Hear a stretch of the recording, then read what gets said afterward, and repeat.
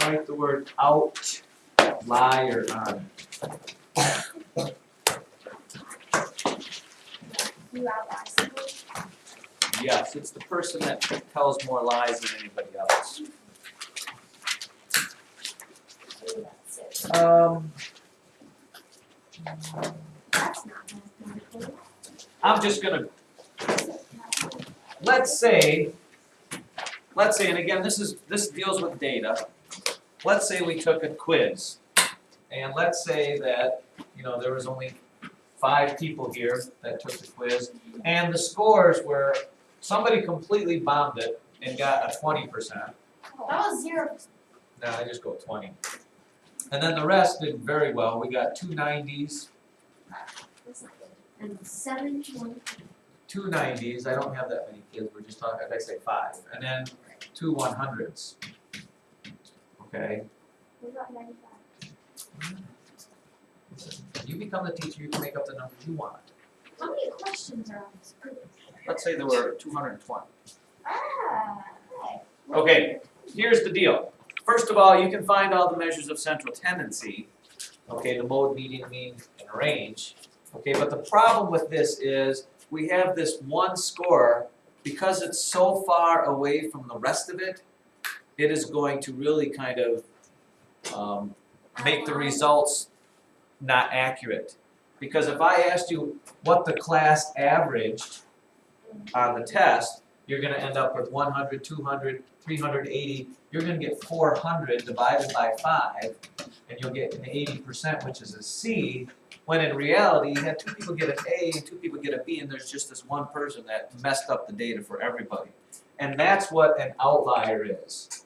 Okay, an outlier is a data, or datum, I guess. Let's use that word just because, that is much greater or much larger or much smaller, or much smaller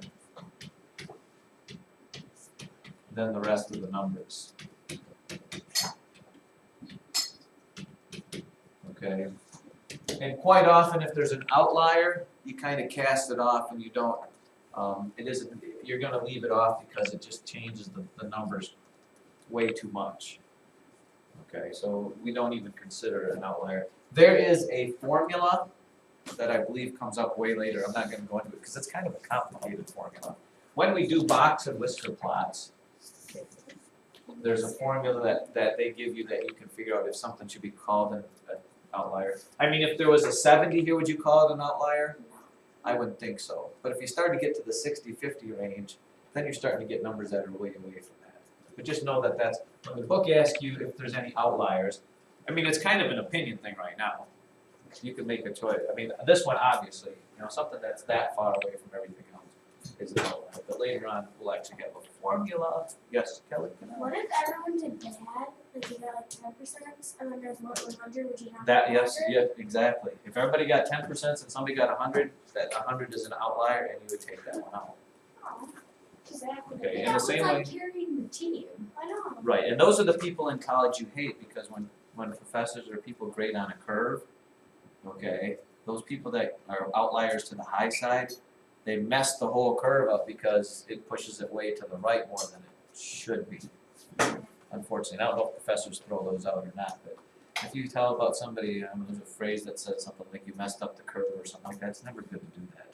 He's the best. That's trouble. Now, you could be the person that helps the curve and gets really bad. Good. There.